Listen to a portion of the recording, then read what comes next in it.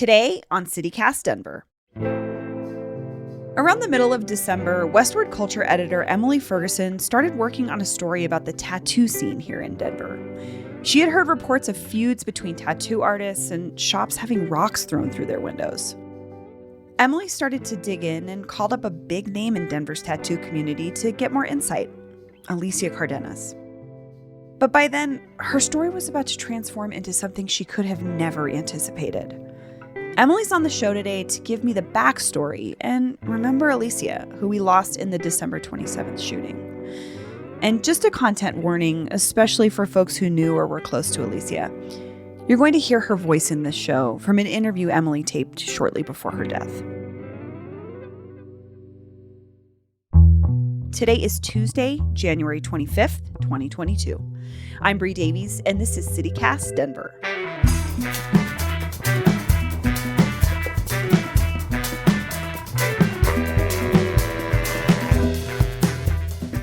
I haven't been to Denver City Tattoo Club yet, but my tattoo artist started tattooing there. Oh, cool. A couple years ago. His name's Kevin Hennessy.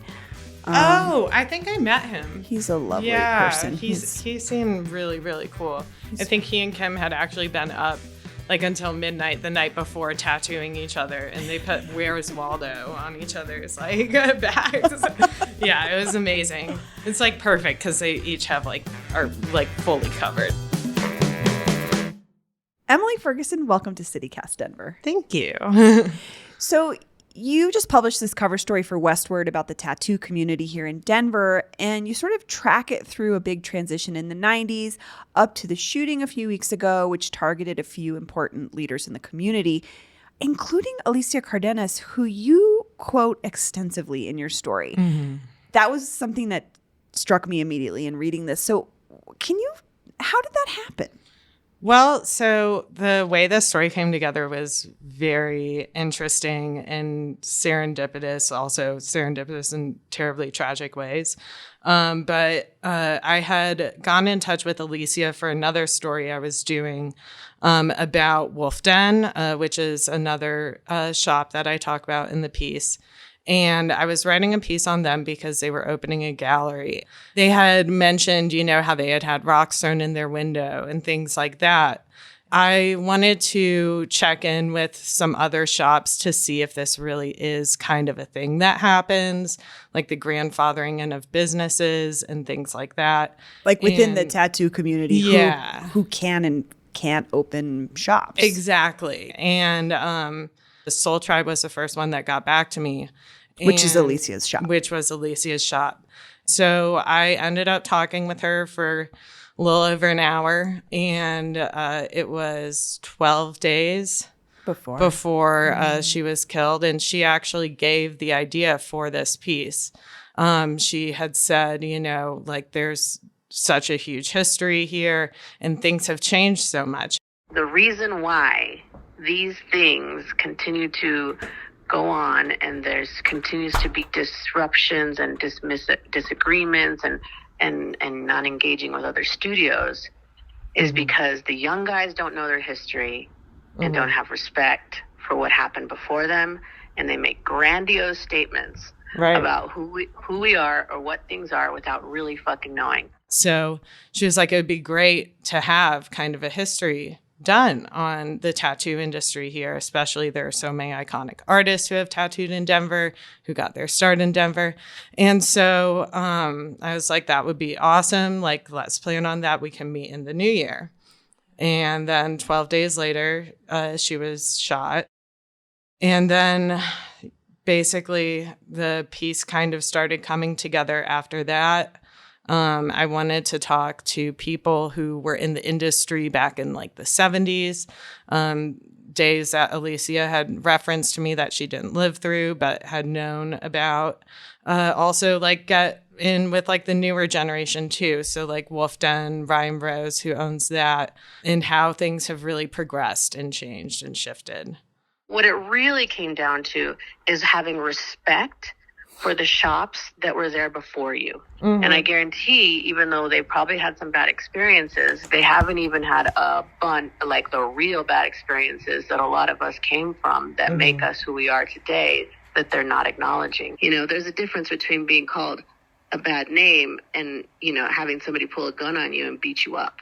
I learned so much from this piece, and I didn't know Alicia personally, but I knew her. I mean, she was kind of legendary here. Like you said, she was really one of those pivotal figures in changing the industry in the 90s up through today. Mm-hmm. So before the shooting, you looked into some of the stuff that Alicia had sort of alluded to with this history. Mm-hmm. What was going on in the tattoo scene here in the 70s up through today? The first name that came out to me was Peter Poulos. He was an incredible tattooer. He revolutionized tattooing. He started mixing colors when no one was mixing colors. People were trying to get to know him so they could learn his tricks and things like that. And he really kind of fostered a very tight-knit community.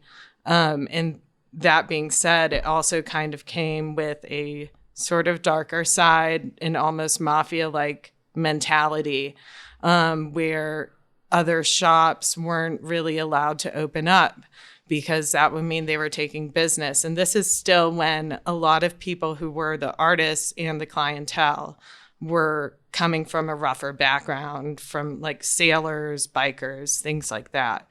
And what was expressed to me by a woman who worked for him, who's also a legend on her own, Kim Schaffer, she had said that, things kind of just got dark pretty quick. He ended up getting shot and killed.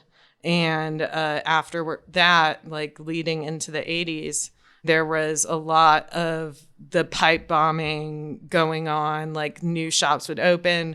It'd be competitors, so they pipe bomb their shops. One of the people I spoke to, who also grew up in the industry, and his father owned Emporium Design, was expressing how, he and other kids who kind of were growing up in it would breed cockroaches and put them in other people's stores. And it was described as a prank. But it was learned behavior kind of from the adults in this situation too, which is I mean, you talked about people getting their hands broken so they couldn't tattoo anymore. Yeah. And I think one of the things that really illustrates how that tattoo association was working and how close knit it was back then was they would tattoo a snake on your left hand. And that was a symbol that you were part of this association. As soon as you were marked, you were not allowed to leave. And anyone who left, faced the consequences, really. Whoa. Yeah.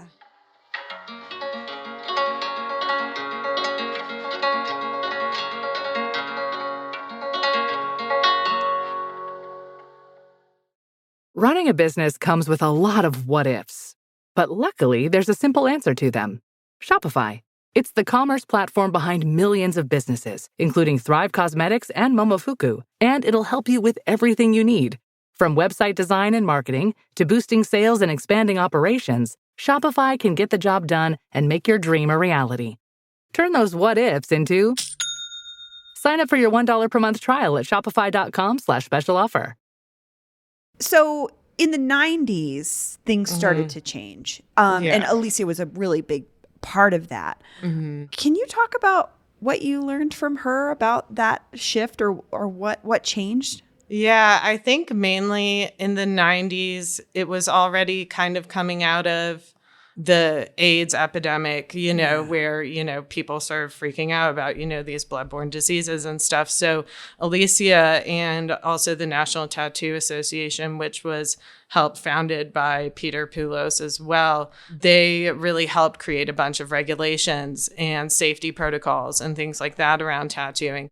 But I also think that what people also need to know is that those days that we've been working out of those days for a really long time. I had been building my tattoo shop vision since day one, 97, about making a space that was more inclusive and more friendly to more different walks of life, queer community, taking it out of the biker prisoner sort of realm and getting it into a place where anybody who wanted to could walk in and get a good tattoo and feel comfortable. And so as the clientele got bigger, Alicia was saying how the shop started expanding more. And I think it kind of got to a point where there were so many more shops opening up. There was still like some rough and tumble stuff going on, but not to the point where you could just pipe bomb every single store, or hammer every tattoo artist's hands. So I think that things really shifted with the boom of clientele. Also, Alicia in particular really wanted to honor the roots of tattooing that were kind of ignored in indigenous heritage and indigenous cultures. And that wasn't something that was really being explored in the United States. And also, I think the artwork changed a lot as well. Alicia was saying like that she wanted to open a shop, and as did like many others at the time, where there was no flash on the walls. And flash is like the pre-drawn. Yeah. You walk into a tattoo shop and say, I want a rose. Yeah, exactly. On the wall. Yeah, That's and it's flash. on the wall, and like you can just pick it out, they'll trace it and then put on your body, and then that's that. We decided that we were going to do more custom tattoos and we were going to draw things for people. We were going to be real artists and not installation guys. And so in the late 90s, we decided that we were going to do shops with no flash on the walls. We were going to take it into this new artsy realm. And I think that also made people see tattooing as a more legitimate art form as well, because it is definitely seen as one now, I'd say. So there were these kind of two competing or different cultures happening within the same industry at this point. Then there was these new sort of spiritually or culturally rooted, or as well as art, sort of the new school of artists who just wanted to make their own, as well as these sort of like older, like this biker gangster. Yeah. What was the relationship like between those two? It depends on who you talk to. I mean, for Alicia, she called them the good old boy shops, the more masculine, misogynist, still kind of rooted in the sort of biker past.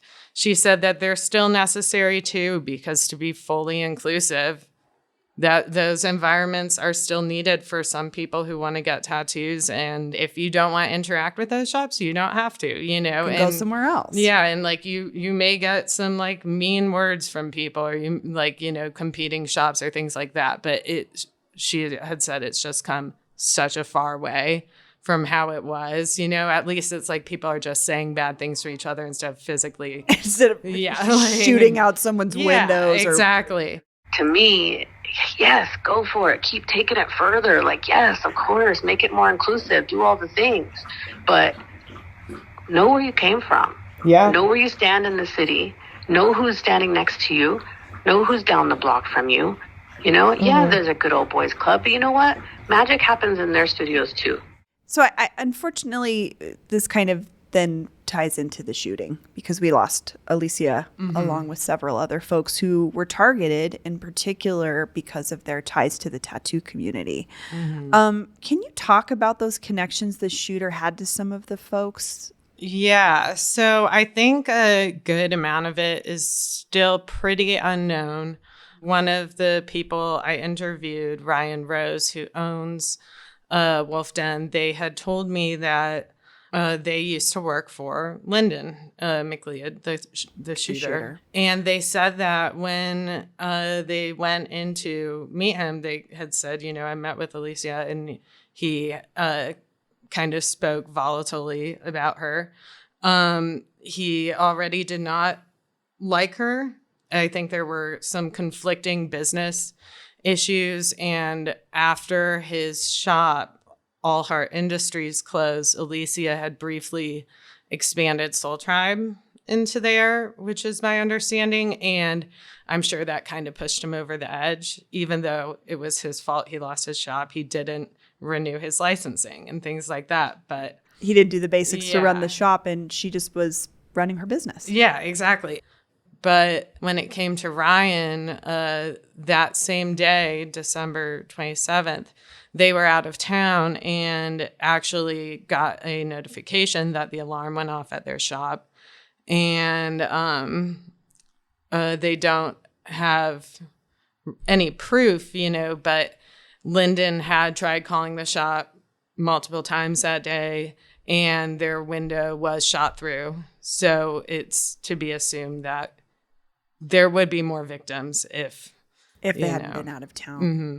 We all are a little bit of a mess for how we came into this industry. Many women were sexually aggressive, sexually exploited, even raped in this tattoo industry. And that's not just Denver, that's the entire industry, But, we're here now and we're doing the work. And, it's very important for us to acknowledge that there is people who paved that way.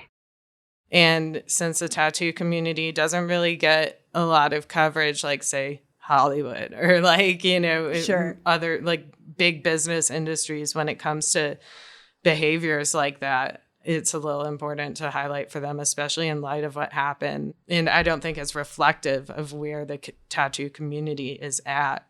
But I think what is reflective is how they have come together with these benefits and things like that for people and have wanted to address their history. Yeah, I kind of sensed that underlying aspect of this conversation as other tattoo shops were starting to do fundraisers and things that were like, we can come together. And it was like, oh, this is because there was a lot of animosity sometimes between other shops. Yeah. I've been tattooed quite a bit, and I had no idea of this culture, Yeah, I think, it's like almost like an unspoken thing. And that's how it was back in the 70s. Like people were extremely tight knit. It was a very family atmosphere, however dysfunctional, Sure. And I think that's also how it still is now. Like, it's like, I heard from so many people, it's like, yeah, like we hate each other, but we're going to be there for each other. Like Alicia had told me in our interview that she's like, there are these like the good old boy shops with the misogynist owners or like goofballs, she called them, and things like that. But she's like, I know that if I called them, that they would be there for me at the drop of a dime. So even if there is like a competitive aspect and things like that, they all still will take care of each other. Take care of each other, And the only way that we're going to break through some of these apprenticeship things and molds and models is by doing it. Not fucking talking about it and by doing this. We're like, I'm paying my apprentice to do art. I'm paying them to follow me around every day. I'm paying them to fucking, be treated well and figure out how do you gain loyalty without hazing people? How do you get those values without abusing people? If somebody hasn't sat down and put pen to paper about it and like really, really thought it through, then maybe they're just doing their own little version of something that isn't completely been thought out or healed yet, Yeah. Emily Ferguson, thank you so much for joining me. Thank you.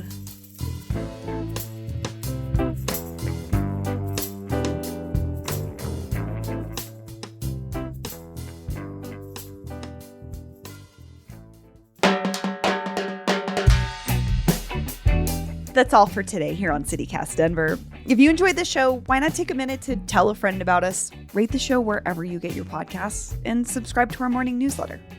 We'll be back tomorrow morning with more news from around the city. Bye-bye.